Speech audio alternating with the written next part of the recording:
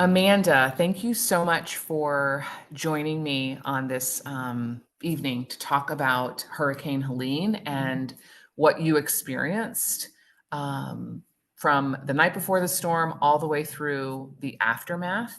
I just wanted to first have you share a little bit about who you are and kind of go from there. I live here in Asheville. I live on the west side in Candler. I have three boys, Jackson, Ryan, and Owen. They are 15, 10, and 9. And I'm married to Luke. And we've been in Asheville now for, gosh, I think close to 18 years. Um, and we have a small family business.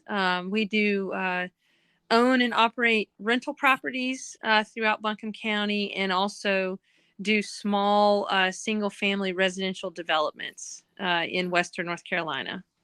I want to go back to the night before the storm, before Hurricane Helene rolled in. We had already had a lot of rain, as I hope most people on the news are, sharing, that led up to us being in a bad spot. The timing of this hurricane coming in. So take me back to the night before the storm. Where was your head at when it came to thinking about the weather and the storm and all that? Yeah, so I'd heard the reports that this was going to be a significant event for our area. And I normally don't really watch. I never watch the Weather Channel actually. I check the weather each day, and that's about it. But just with all the kind of chatter about it, and I was just feeling a little unsettled the night before, but I did not anticipate at all what we experienced. My biggest concern was for downed trees. That because I saw what the wind gusts were supposed to be, and so I was really more concerned that we were going to have trees down and what the impact of that would be. So that night when it was time to put Ryan and Owen to bed, I just felt the need to pray. And again, they were nervous, because why is mom watching the Weather Channel? And they were hearing about the hurricane. And, oftentimes when your kids are anxious and nervous, there's only so much you can do to make them feel better. Right. But the thing we always want to do in our home is point them back to Jesus and for that to be their source of strength and peace. And so as I was putting them to bed that night, I said, "Hey boys, let's pray." And as we prayed protection over our home, protection over our family, but also protection over our rentals. We have 8 rental properties right now through Asheville, and protection over those tenants. Um, and just that we would have a peaceful night's sleep. So that was the night before.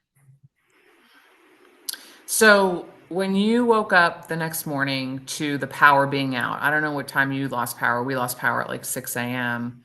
What Mm. time did you lose power? No, ours was later. We had power till I don't know, 9 or 10, something like that. Okay. Okay. Yeah, so we woke up and it was just, it rained really hard all night. In my bedroom, there's a lower roof just outside our window so we can hear the rain, which I actually love when I sleep, but it rained hard and it rained all night. And we woke up and it continued to rain. It just rained harder and harder and harder. Um, but where I live over in Candler, the west side of town, I mean, the impacts just weren't the same as they were other places. So we really did not have any idea as to how catastrophic this was. We knew our power was out. We knew trees were down. We saw lots of water coming down the road. Um, but we didn't really know how catastrophic it was because we all lost cell signal. We lost internet. We lost the ability to communicate pretty quickly. So what made you drive over more to the east side of town? Yeah, so we have 3 rentals in Swannanoa. And one of the rentals in particular, there was a tree I was concerned about. What had that area on my mind was that tree and wanting to know if it had hit the house, if it had hurt the tenants' cars. The only thing we knew to do was to drive out there. So, can you describe to me the street that you went to drive out to? Describe to me what that neighborhood is like, the name of it, what it's like for those people that are watching this, trying to give them a picture of this area and why it was so Yeah. affected so badly. Yeah. So this area is called Grovemont. And there's a portion of Grovemont that runs kind of along the Swannanoa River, but most of it is tucked back and kind of goes up a mountain. And there's little streams that run through it. And as you drive through this small little neighborhood, it kind of goes up the mountain, but not steep. It's not super steep, but um the the way this storm impacted this community though, so we had no idea what we were about to see because our side of town doesn't look this way. We Right. got off the interstate, and as we're driving down Highway 70 and we're getting closer to like where Asheville Christian Academy is, we quickly knew that the devastation was significant. And it was jaw dropping. It was, I mean, homes completely flooded, homes moved off of their foundation, cars turned over. I mean, everywhere you looked. Ingles parking lot was full of mud. There were places where there was a mobile home park and it no longer existed. There's Right. nothing there. Right. There were trailers and cars and buildings that looked like they were just picked up and thrown. Right. Um, Everywhere we looked was just, it looked like a bomb went off. There's no Right. other way to describe it. Um, and so half of the road is washed out to get to this neighborhood. Like it's not there anymore. There's no road, and you can't get across the bridge to get to the neighborhood. So once we saw that side of things, I knew I had to get back to where these houses were to make sure these people. I was less concerned about the houses and more concerned about the people, because houses can be rebuilt. You can't replace a person. As we started to navigate into the back part of the neighborhood where a couple of our homes are, I started to notice there had clearly been a lot of water. Clearly been a lot of water. And there are ditches back there. There are not streams. And as we navigated up and further up and up, there was gravel and mud in the road. There were places that were ditches that now look like creek beds. And the higher up I went, the more water there was. And I looked at my boys and I said, "This isn't good. This isn't good." And there was a point where I got to the road, which is called Westwood Avenue. And I was driving up and I was about to make the turn where we would see one of our rental properties. And as I pulled up and looked up to see the home, there was no home. It was completely gone. There was just red mud and nothing there. Not even utility, not plumbing, nothing, like absolutely nothing. And the road was caked in mud and I couldn't drive any further. And we just got out of the car and I was speechless. There's nothing there. And across the street from where the house had been, there was a pile of debris and the remnants of a roof. And I knew it was our roof because there had been a small leak the day before, and my husband had gone out there and tried to fix it, and he couldn't find the source of the leak, so he put a small blue tarp over this one little section of roof, and he tied it down with sandbags. And the only way I knew that was our roof was that the tarp was there. I don't know where the whole house is. There's nothing left on my property except a set of concrete steps and brick foundation. The first thought is, were they in that house? And I didn't know. I didn't know if they were in that house. And if they were in that house, there's no way they survived. I mean, if you're seeing the pictures right now, you would not expect someone to survive that. From where our home was, if you look up, you can see that there was a mudslide or landslide or something. And as I was standing there that day, there were 3 uniformed people that came out of the woods and they were crossing across the mudslide. And I said, these are my tenants' names, which I don't want to say on here just for privacy's sake for them at this time. And have you found them? Do you know where they are? Have you located them? And they said, ma'am, I'm sorry, but we don't have any information for you. There was a landslide. We're looking for this other lady who they said their name. And then they described another person as a 0.5. That's all they said is, have you located 0.5? Have you located 0.5? And they were just yelling out to each other. There had been another home up above us that had been dislodged in the landslide or the whatever happened that had come down the mountain.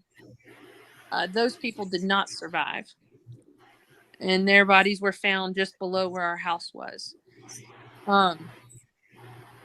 So after all of that, and my children hearing and seeing all of this, I said, okay, we're going to go home. I didn't have my husband with me. I'm in shock, And so we go home, and the next morning I said, we have to go back to Swannanoa. Right. And I said, boy, my husband and my son are going back to Guatemala in November on another mission trip. We've been collecting clothes to take down there.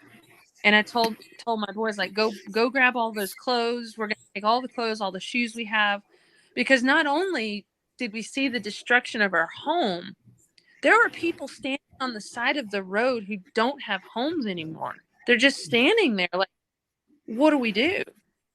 And so we don't know what to do to help them, but maybe some dry clothes, some dry shoes to put on. So we threw all that in the back of our truck. We drove back out to Swannanoa. We started again looking for neighbors to talk to. And this time, one of the neighbors was there.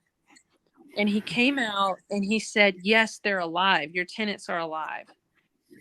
And he told us what he didn't see the actual house get destroyed, but one of the tenants was trapped in the house. What you see that remains of the house. And so we knew that she's alive. Tell me what you learned about how this family survived. So the day of this storm, she said that an hour and a half before the house was destroyed, water had started coming down this mountain like a river. And it was filling up the yard, and water was encircling the home. And it had gotten to the point where it was starting to come in the laundry room door. And they had some pine straw bales, and they went out and they repositioned them to try to get the water around the house. She'd come back in. She was in the bathroom, which was the back side of the house and had the window in the back where she could see what was happening outside the back of the home, which is where the landslide came from. Her son and her husband had been in the living room, which was in the front of the home, the street. Her son had come up to her to tell her something, and she turned around. So her back is now to the back of the home. And all of a sudden, her son started screaming. And he ran and jumped on the couch with her husband and a dog. And she said that the next thing was that there was a massive impact to her back, the hardest she'd ever been hit in her life. And the next thing she knew, she was in the framing of the roof. And she was pinned. Her legs were pinned, her feet were pinned. Her husband and her son were on the couch and rode the landslide and the crash down on the couch with this entire landslide and debris and everything right behind them. And they would have had to go through the front of the house on the couch, like the through the wall, through the window. Um, but they walked away, but she was trapped. Um, and a group of neighbors, a group of 7 neighbors came out because it sounded like a train from what they've told me. Um, and the husband and everything was able to say, my wife's in there. And so these 7 neighbors got the chainsaws and everything they had to try to figure out how to get to her. And there happened to be one neighbor who had previously been in military search and rescue. And so he got it's called a sawzall. It's just a little handheld tool you can cut through things. And he actually went into that rubble that you were showing to find her and cut her out and get her out. And after 3 hours, they were able to get her out. And they went into a neighboring home that had been vacated, and they used the couch there as triage and stayed with her 7 hours for emergency responders to get to her after that.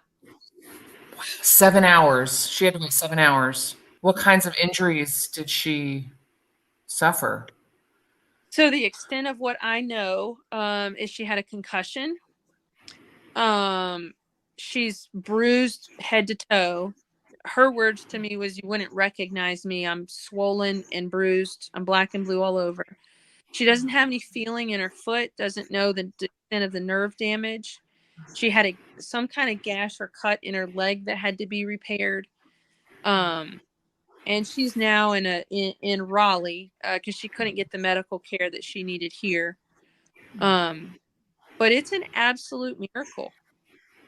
And I don't know if she and her husband are believers. I don't know that. But when I finally got the chance to speak to her, I told her that my boys and I had prayed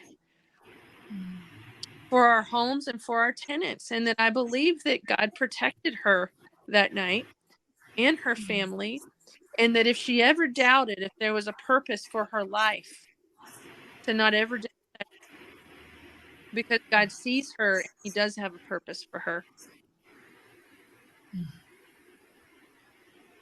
Wow. How are you handling and how are you processing everything that you've seen, everything that you've heard? Um, where is your mind at, and what are your thoughts like? Man, it's for any of us who are here, whether you are directly impacted or you're not.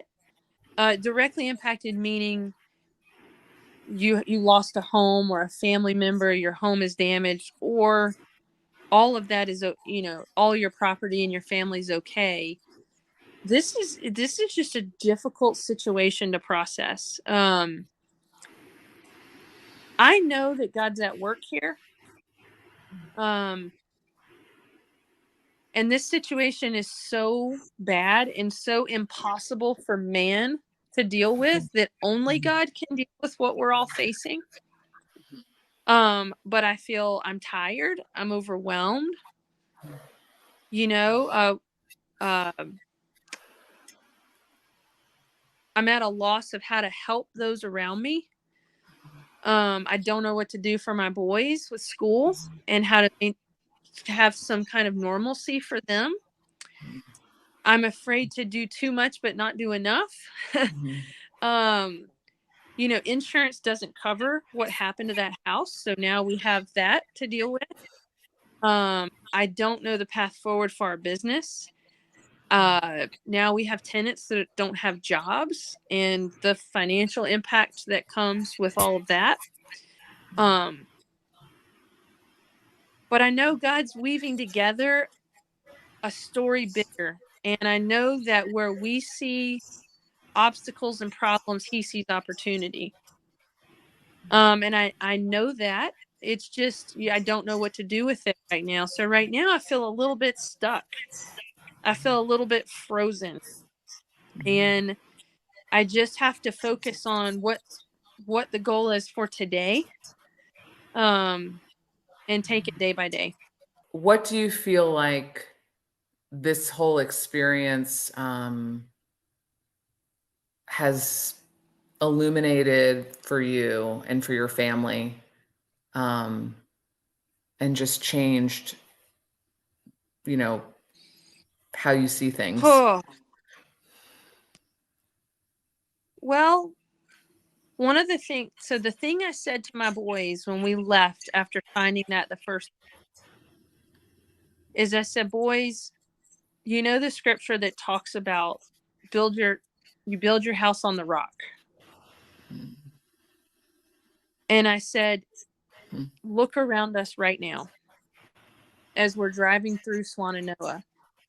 It's washed away. There's none of our material possessions. There's none of the money in the bank. There's none of those things that truly matter. None of it. The things that we place, like, just the week before, we're thinking about the big upcoming soccer game. We're thinking about who's going to pitch. We're thinking about the birthday party. We're thinking about lawn. I mean, these things that make so important. And they're really fleeting. And those are not the things of eternity. Right. And so it's just trying to keep in perspective the things that really matter. My prayer is that God would give us vision, that he would give us clarity, that he would give us endurance. And something that I learned earlier in the year is I pray that our faith would not fail, and that our priorities would be his priorities, that he would shape our hearts and our thoughts and our priorities to be what his are. And until he does that, we wait. Is there anything else that you want to say or add that I have not asked, that you feel like you need to share? Is there anything that you feel like we may have missed that you feel like is important to share?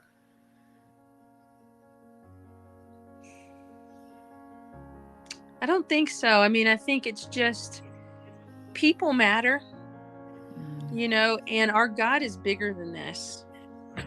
He's bigger. And it doesn't mean the days ahead aren't going to be dark and that they're not going to be difficult. But over and over in scripture, I go back to the 5 loaves and 2 fish. The disciples saw a problem. We don't have enough fish. Send the people home. Send them back to go get food. Well, what Jesus saw was an opportunity. He saw an opportunity to show who he really is. Right? What we are facing in Western North Carolina is far beyond anything that man or government or FEMA or anybody else can fix. And in fact, what I'm hearing right now is less than 1% of insurance claims are going to be approved from this storm. But what that does is create a massive opportunity for God to show up. We just got to look for it. One of the things that Jensen Franklin, who's a pastor that we follow down at Free Chapel, said is that our words are multipliers and what we speak matters. And right now we have got to speak faith and we've got to speak courage. And so I pray for all of us that our faith would not fail as we move forward through. Amanda, thank you so much for sharing your story, for sharing your faith, for sharing your heart, and being a light and an encourager to all of us. And I know that this is going to really encourage a lot of people. So I really appreciate you sharing your story. Thank you. You're welcome.